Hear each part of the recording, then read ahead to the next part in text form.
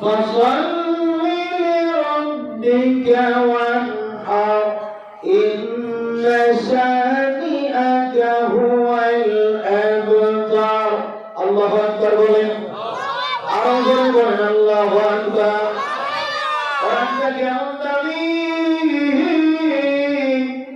কোরআনটা কেমন এত সম্মান কেন এত পরিমাণ ইজ্জত আল্লাহ দিয়েছেন আল্লাহ পাক বলেন নবী গো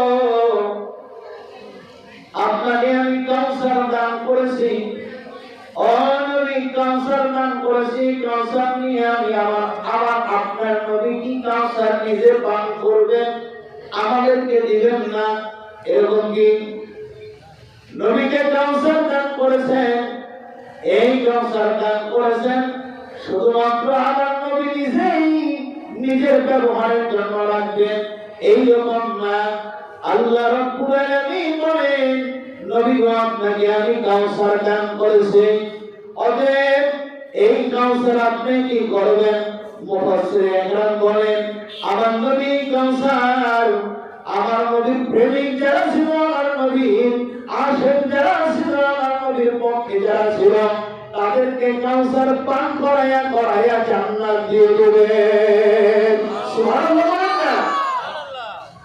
আপনি তারপরে বলেন ইন্না আতাইনাকাল কাউসার ফাসাল্লি লিরাব্বিকা ওয়ানহার আপনি নামাজ পড়বেন কুরবানি দিবেন কার কথা মুসলমান ভাই বলেন না কার কথা নামাজটা কার কথা আল্লাহর কথা আর আমরা অনেকে মুসলমান এর ঘরে জন্মগ্রহণ করে মুসলমান হওয়ার পরেও আমরা বলে ফেলি ঈমান ঠিক আছে নামাজ পড়া লাগবে না ঈমান ঠিক আছে কুরবানি করে কি করব চিন্তা কুরবানি আপনি আমি বুঝি কুরবানি দিন কুরবানি করাই না কুরবানি না মুফাসসিরে کرام বলেন কুরবানি শুধুমাত্র গরু কুরবানি নয় কুরবানি হতে পারে আপনার সম্পদ কুরবানি হতে পারে দিনের রাস্তায় আপনার সন্তানকে বিলাইয়া দেওয়া হতে পারে কুরবানি আপনার ধন সম্পদ দিনের রাস্তায় দান করা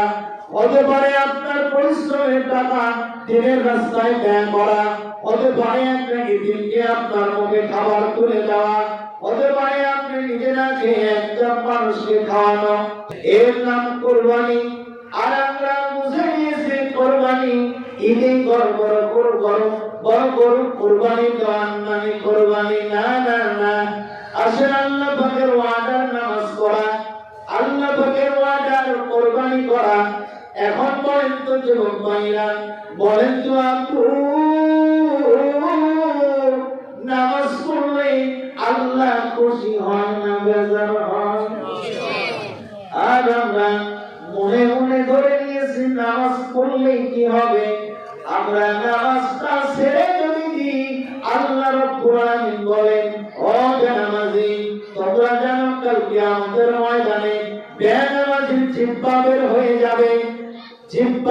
হয়ে যাবে লালা পড়তে গলা পরিমাণ ডুবে যাবে নাউজুবিল্লাহ বলেন না আর আমরা নামাজ থেকে বেরিয়ে মসজিদে আসরের ওয়াক্ত যেমন হয় জুমা নামাজে কি যেমন হয় আসেন নামাজটা ছেড়ে দেওয়ার কারণে আবার বলতে পারেন হুজুর নামাজ পড়িও ভাঙতুর হয় না নামাজ পড়ি আমার ঋণ পরিশোধ হয় না নামাজ পড়ি আমার কিন্তু আমার মুসিবত থেকে আমি বাঁচতে পারি না বলেন তো নামাজিওয়ালা সাহাবীয়ে کرامের বিপদ আপদ আল্লাহ দেয় নাই ওই কথা বলেন আল্লাহ দেয় নাই সাহাবীরা এত পরিমাণ বিপদে ছিলেন খাবার কালকে কি খাবেন তা বলতে পারেন নাই আর আমরা 3 মাসের খাবার বাড়িতে রাখার পরেও 6 মাসের খাবার বাড়িতে রাখার পরেও আমরা আবার দুনিয়া করতে আল্লাহরে ভুলে গেছি বলে জানি আমরা জানি না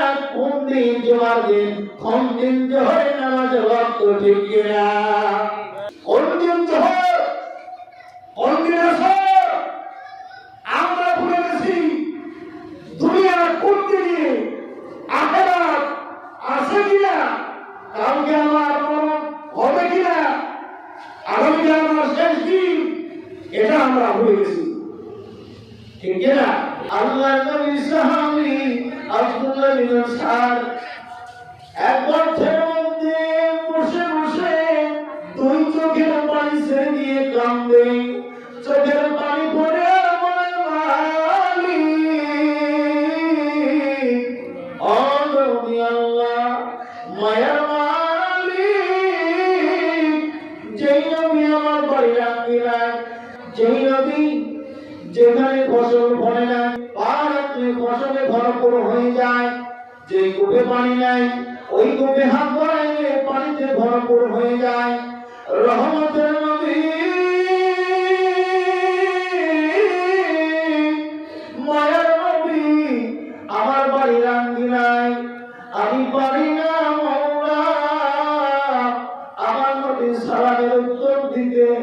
আব্দুল্লাহ আব্দুল্লাহ চোখের পানি দিয়ে টপ টপ টপ করে পড়ে। বিবি নামাজ যখন শেষ করেছেন, নামাজ শেষ করেছে, বিবির কাছ থেকে জামাটা চেয়ে নিয়ে গায়ে পরিধান করে আমার নবী যখন দুই চার কদম পড়ে যেত, দুই চার কদম সামনের দিকে অগ্রসর করেছেন, আমার নবী বলে আমার নবীর পিছন থেকে ডাক দিয়েছেন, ওয়ালাইকুম আসসালাম ইয়া রাসূলুল্লাহ,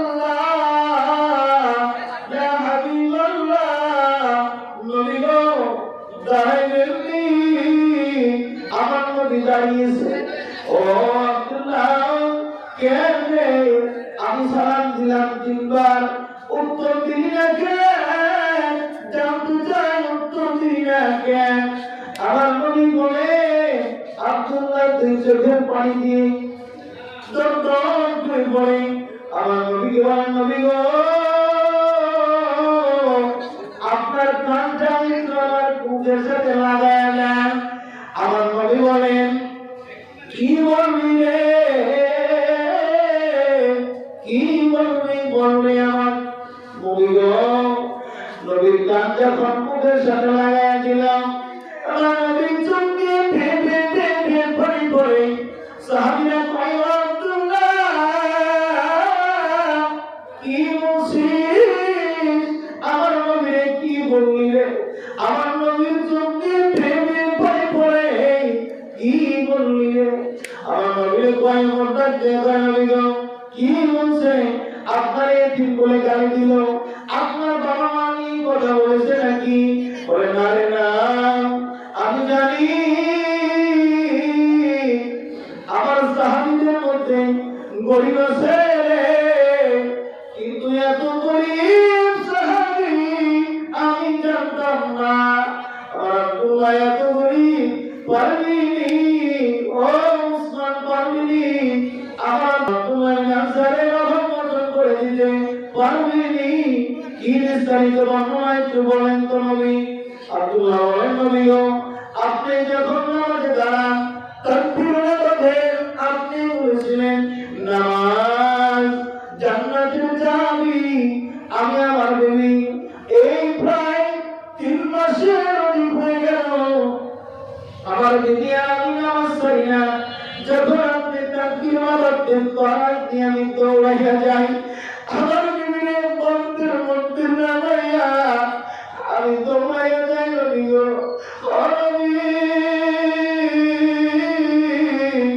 আমি নামাজটাই না করি নাই নবী, আমি দৌড়ানোর পরে যখন করি নামাজ পড়ি আবার ওয়াক্ত চলে যাবে, এই জন্য আমি দৌড়াইয়া আসি। আমার বিবিরে এক গর্তের মধ্যে নামাইয়া আমি আরেক গর্তের মধ্যে নামি পোশাকটা খুলে দিই। আমার বিবি নামাজ পড়ে, আমার বিবি নামাজ পড়ে আমি আরেক গর্তে বসে থাকি। একটু জোরে বলবেন না আল্লাহু আকবার। ভাইজান আমার নবী নামতে কয়, সাহাবী দেখবে আমার আব্দুল্লাহ ইবনে আনসার নামাজ কায়দা করে না। এ আমার আব্দুল্লাহ নামাজ কায়দা করে না কেন রে কিসের ভয়ে? আব্দুল্লাহ কয়, নবী গো ও নবী নামাজ কায়দা করে না, এই জন্য জাহান্নামের আগুন আমি সহ্য করতে করতে পারবো না। আল্লাহু আকবার। আমার ভাইজান, তাইলে কেমন নামাজি? আর আমরা এত পরিমাণ পোশাক রয়েছে, এত পরিমাণ আমাদের কাপড়ের কোনো অভাব নাই, কিন্তু আমরা নামাজে আসতে চাই না। নামাজে আসলে আমাদের কি যেন কি আমরা রেখে আসলাম, এত পরিঘড়ি করে নামাজ পড়ি, কিন্তু আমরা আল্লাহ কয় বান্দারে নামাজ পড়বাম যারা আমার ভয়ে, যারা আমার খুশি করার জন্য আমি রব্বুল আলামিন তার জিন্দেগির সকল পেরেশানি আমি আল্লাহ দূর করে দিব। আল্লাহ রব্বুল আলামিন আমাদেরকে আব্দুল্লাহ বিন আনসারের মতো নামাজীওয়ালা জীবন দান করেন, সকলে বলি আমিন। আসেন, বলেছিলাম আমার নবীর মর্যাদা, সম্মান, ইজ্জত এত পরিমাণ বেড়েছে, এই মাসে আমার আল্লাহ তাকে সালাম দিয়েছে, জোরে বলেন সুবহানাল্লাহ। আমার নবী মায়ার নবী, এতিম নবী, নবী আমার বলেন তো বাবারে দেখে নাই, মারে তেমন একটা পাই নাই। আমার নবী রহমতের নবী, যখন আল্লাহ দাওয়াত দিলেন, বুড়াকে করে যখন গেলেন, আল্লাহ রব্বুল আলামিন তাকে দাওয়াত দিলেন। জিবরাইল আমিন বললেন, আল্লাহ আপনার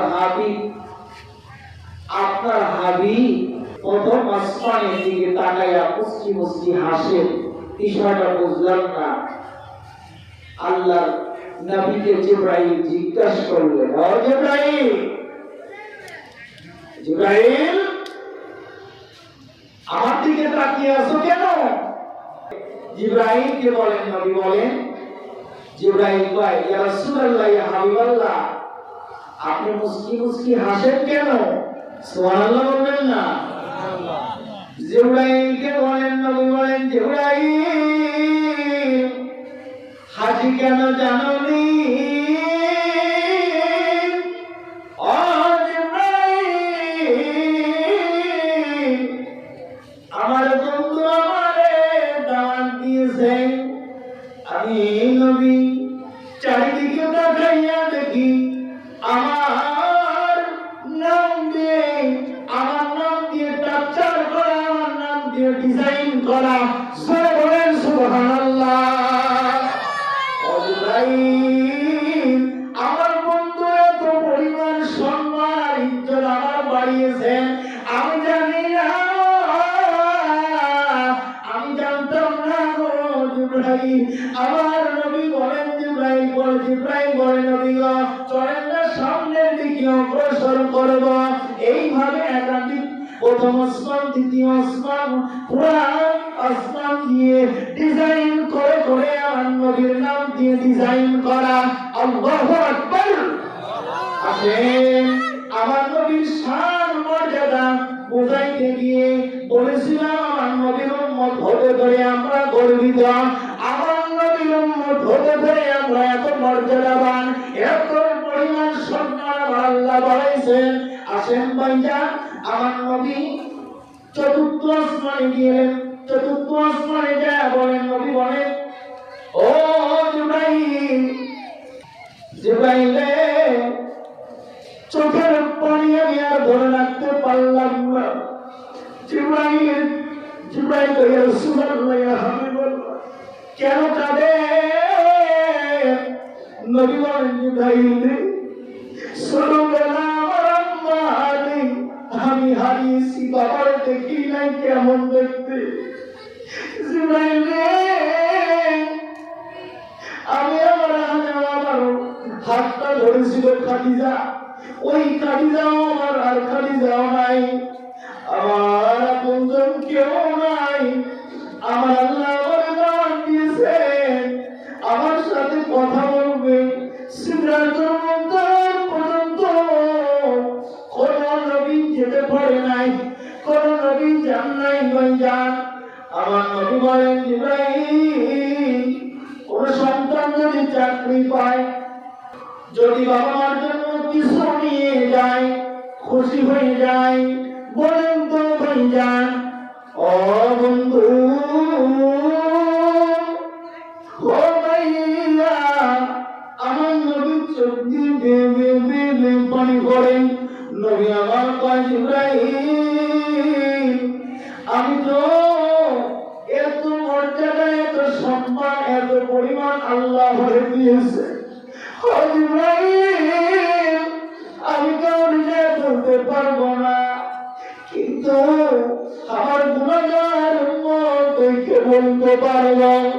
ও আমার উম্মত রে, আল্লাহ রাব্বুল আলামিন এত মর্যাদা আমারে দিয়েছেন, এত পরিমাণ সম্মান দিয়েছেন।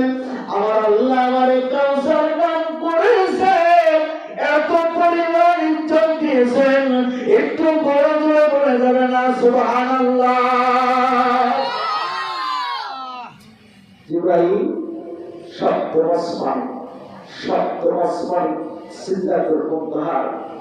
জিবরাইল কয়, আল্লাহ রাসূলকে বলেন, ইয়া রাসূলুল্লাহ, ইয়া হাবিবাল্লাহ, আমি আর যেতে পারবো না। সুবহানাল্লাহ বলে। আবার শেষ, আল্লাহ আর আমার রাসূল, মাঝখানে একটা পর্দা।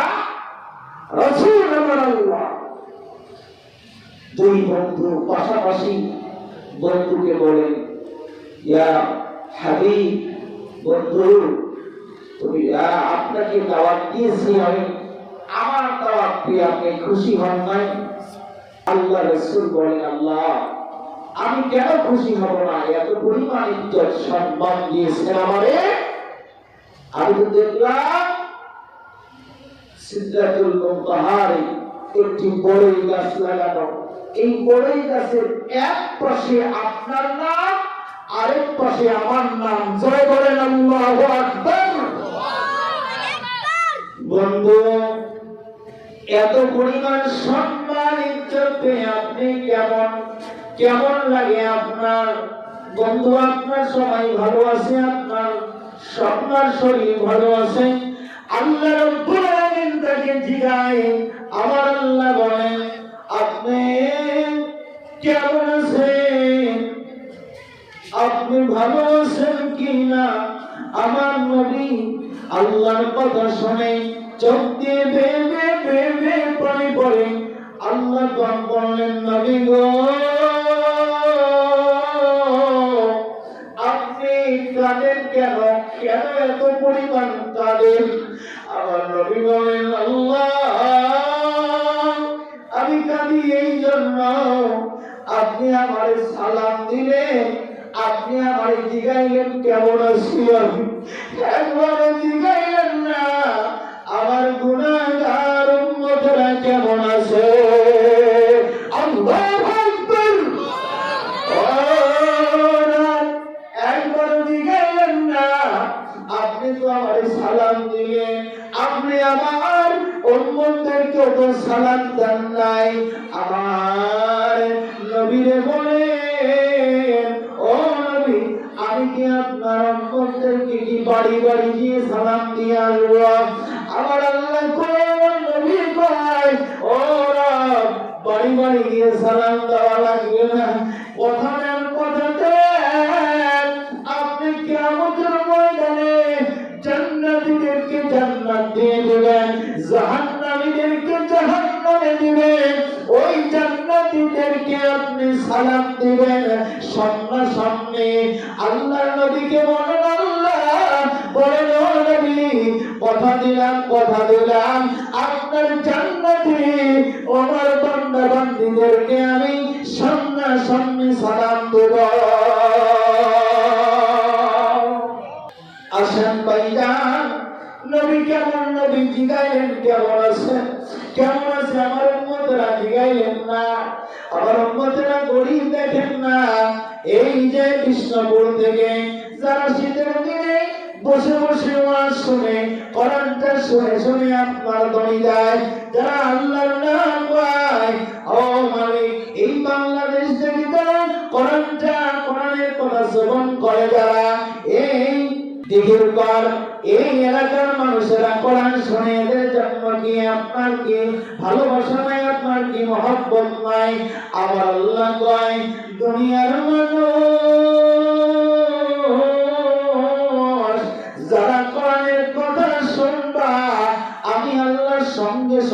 দুইটা পুরস্কার দেব, দুইটা পুরস্কার দিবেন আল্লাহ। কোরআন শোনার কারণে পিছনের গুনাহ মাফ করে দিবেন। দ্বিতীয় পুরস্কার জান্নাতের রাস্তা আল্লাহ সহজ করে দিবেন। জোরে বলেন সুবহানাল্লাহ, আরো জোরে বলেন সুবহানাল্লাহ। এই মর্যাদা এত পরিমাণ আমার নবীর কারণে পেলাম, এত পরিমাণ ইজ্জত পেলাম। আর আমরা মুসলমান মন্দিরে গির্জায় কত জায়গায় যে ইমানটাকে হরণ করাই, আর ইমানদার হিসেবে মুসলমান হিসেবে আমরা ধর্মীয় জায়গায় ওয়াজ নসিহত হয় একবারও আমরা আসিও না, দেখিও না। হচ্ছে হোক আলেমেরা ওয়াজ করলে আলেমেরা ওয়াজ করবে, বুড়ি মানুষ যারা চলতে পারে না তারা শুনবে। এটাই মূল মাকসাদ যদি হয়। মুসলমানের ঘরে জন্ম নিয়ে আপনি বিধায়, আপনি কলঙ্ক। মুসলমানের ঘরে জন্ম নিয়ে আপনি সফলতা অর্জন করতে পারেন নাই। বলেন তো ভাইজান, পৃথিবীর জমিনে আপনার পায়ের নিচে জান্নাত নাই, ওস্তাদের পায়ের নিচে জান্নাত নাই, কার পায়ের নিচে জান্নাত? সবাই বলেন, বলে মায়ের পায়ের নিচে জান্নাত। এত পরিমাণ মার সম্মান আল্লাহ দিয়েছেন। কেন এত পরিমাণ সম্মান দিলেন ভালো করে বুঝবেন। আমি সত্য একটা ঘটনা আপনাদের শোনায় যাই। এই কারণগুলি শোনার পরে যদি মনে করেন আমার এটাই করো, আজকের ওয়াজের সূচনায় দ্বিতীয় বক্তা যা বলেছে এটা যদি আমার ফিকিরে আনতে পারি, আবু বকর ভাই যা বলেছে এই কথা দ্বারা আমার জীবনের পরিবর্তন হয়ে যাবে। যদি আমলের নিয়তে শুনে তাহলে দিলটা আপনি চাঙ্গা হয়ে যাবে, কানটা খারাপ হয়ে দেয়। বলেন তো পৃথিবীর জমিনে নবীর পরে ইজ্জত সম্মানের অধিকারী আমাদের মা, ঠিক কিনা? আমাদের মায়ের সম্মানের পরিমাণ বেশি, কিন্তু মায়ের পেট থেকে আব্দুল কাদের জিলানী হয়েছে, আবার কিছু মায়ের পেট থেকে মাইকেল জ্যাকসন হয়েছে, কিছু মায়ের পেট থেকে বড় পীর আব্দুল কাদের জিলানী, কিছু মায়ের পেট থেকে আবারও কিছু মায়ের পেট থেকে বের হয়েছে বড় বাইজিদ বুস্তামি, কিছু মায়ের পেট থেকে বের হয়েছে খাজা গরিবে নেওয়াজ, কিছু মায়ের পেট থেকে বের হয়েছে আল্লামা সৈয়দে। বলেন তো কিছু মায়ের পেট থেকে বের হয়েছে লম্পট, কিছু মায়ের পেট থেকে বের হয়েছে গাঞ্জাখোর, কিছু মায়ের পেট থেকে বের হয়েছে চিটার বাটপার, কিছু মায়ের পেট থেকে বের হয়েছে আলেম, ঠিক কিনা? আসেন, মা কেমন দামি মানুষ, কেমন সম্মানী মানুষ। যাদের নাই তারা বুঝবেন, যাদের আছে তারা বোঝার পরেও মর্যাদা দিতে পারবেন না। আসেন ভাইজান, এই যে টাঙ্গাইলের সখীপুর আপনার এক জায়গায় সন্তানকে বিদেশ দিয়েছে, সন্তানকে বিদেশ দিয়েছে মানুষের বাড়িতে কাজ করে। এই সন্তান বিদেশে 5 বছর থাকছে, মার অ্যাকাউন্টে লক্ষ লক্ষ টাকা জমাইছে। মারে বলছে, মা গো আপনি একটা বাড়ি করেন, চাচতো ভাই আছে, চাচতো ভাইয়ের মাধ্যম দিয়ে একটা বাড়ি করেন। ওনার চাচতো ভাইকে বলেন, চাচতো ভাইকে নিয়ে আপনি বাড়ির কাজ শুরু করেন, আমি এর মধ্যে চলে আসব। মা সন্তানকে বলেন, বাবা রে তুই বাড়িতে আসবি, আমি মা 4 বছর বাংলা করেছিলাম, অসহায় নাই, তুই আসার পরে আমি মা এক তোর মনের মতো করে পছন্দ নিয়ে পড়ে তো পছন্দের মতো একটা বাড়ি করবি। সন্তান 3 দিন পরে প্রায় সন্তান মারে ফোন দিয়েছে, মাকে ফোন দিয়ে বলে, মা গো আমি আগামীকালকে উঠবো, আর 2 দিন বাকি, আগামী 2 দিন পরে আমি ফ্লাইট আমার। মা কথা বলে রেখে দিয়েছে, হঠাৎ করে মা সুস্থ হয়ে পড়েছে। মা সুস্থ হয়ে পড়েছে। ও বন্ধু, সন্তানের যদি কিছু হয় মা সর্বপ্রথম আপনার বুঝতে পারে। মা 2 দিন হয়ে গেছে, মারো ফোন দেয়, মা ফোন ধরে না।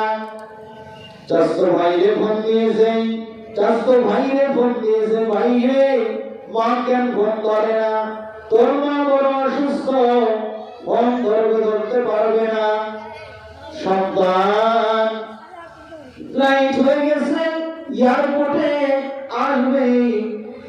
যখন ফোন দিয়েছে তোরা কি বের হয়েছিস আমার মারে নিয়ে আসিস, মা তোর মা যেতে পারবে না, চাষি আম্মারে নিয়ে আসতেছি। চাষি আম্মারে নিয়ে চাষতো ভাই যখন এয়ারপোর্টে আসছে, সন্তান চাষি আম্মারে জড়ায় বলে মারে আনেন নাই কেন, আমার মা তো 5টা বছর কষ্ট করেছে, আমার বিদেশের মাকে তো দিয়েছে, আমার মা কেন আসে নাই। সন্তান চাষি আম্মারে জড়ায় চোখের পানি ভেঙে পানি পড়তেছে। ড্রাইভার ভাই মুখের দিকে তাকায়, একবার আবার নিচের দিকে তাকায়, চাষি আম্মার চোখ দিয়ে ভেঙে পানি পড়ে। চাষি আম্মারে জিজ্ঞাসা, চাষি আম্মা গো কেন কান্দে, আমি দেখতেছি আপনার গাড়িতে ওঠার পর থেকে কাঁদেন। বাড়িতে যখন চলে আসছেন বের হবে তখন চাষি আম্মা মুখে জড়ায় আবার কান্দে।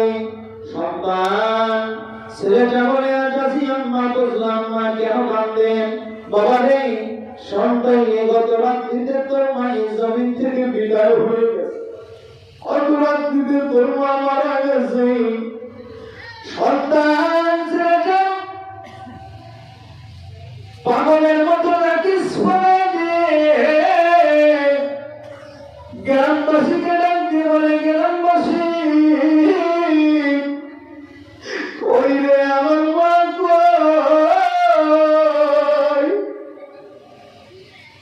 কই রাখছিস আমার মাই রে। সবাই বলে বাবা পূর্ণপাড়া গরুস্থানে তোমার মারে মাটি দেওয়া হয়েছে। গোবরের মধ্যে ছেলেটা তলাইয়া যায়, কবরের মধ্যে চাপড়া পড়ে বুক জড়াইয়া কান্দে। ও আম্মা আপনার জন্য নতুন শাড়ি নিয়ে আসছি আমি বাহির থেকে, কত জমা আপনার জন্য কত দামি দামি জিনিস নিয়ে আসছি আমি আলাদা করে করে। আম্মা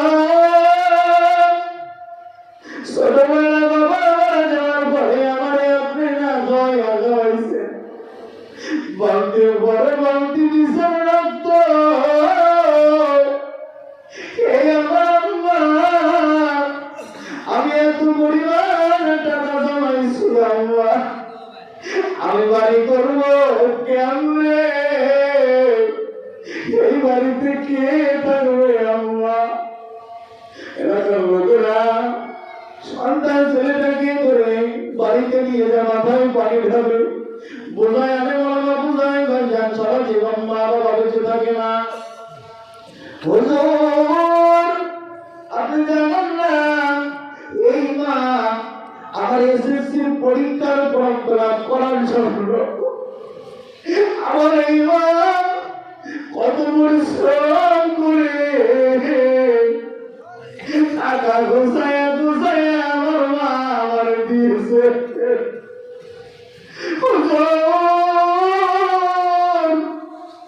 আমার মা এত পরিমাণ মানুষের বাড়িতে কাজ করাইয়া ঋণ করে আমার বিধান দিয়েছে, আমি আমার মার জন্য কিছুই করতে পারলাম না। কে করবে গো, ও বাইরে যার মা জমিনে নাই গো, কি করবেন টাকা, কি করবেন পয়সা, বাইরে বাবার মতো বন্ধু হয় না, মার মতো বান্ধবী এই জমিনে হয় না। ওই বাবা যার নাই দেখবেন নতুন বাজারে আগে আপনার বাবা আপনার হাত ধরে নিয়ে যায়, এখন বাবা হাত ধরে নিয়ে যায় না। বাবার যদি কোনোদিন বলছেন বাবা গো বাবা আমার এই জিনিসটা লাগবে, নতুন জামা লাগবে বাবা, ঈদের দিনে পুরানো একটা পঞ্জাবি গাড়ি দিয়ে সন্তানের মুখের দিকে তাকাইয়া পরিশ্রমের টাকা দিয়ে একটা জামা বানাইয়া দিল। ওই বাবার জন্য কি করব, বাইরে আসেন ভাই এই মাদ্রাসার জন্য, এই মসজিদের জন্য বাবা মা আল্লাহকে খুশি করার জন্য বাবার কবরখানে জান্নাতের বাগান আল্লাহ বানায় দেয়। মা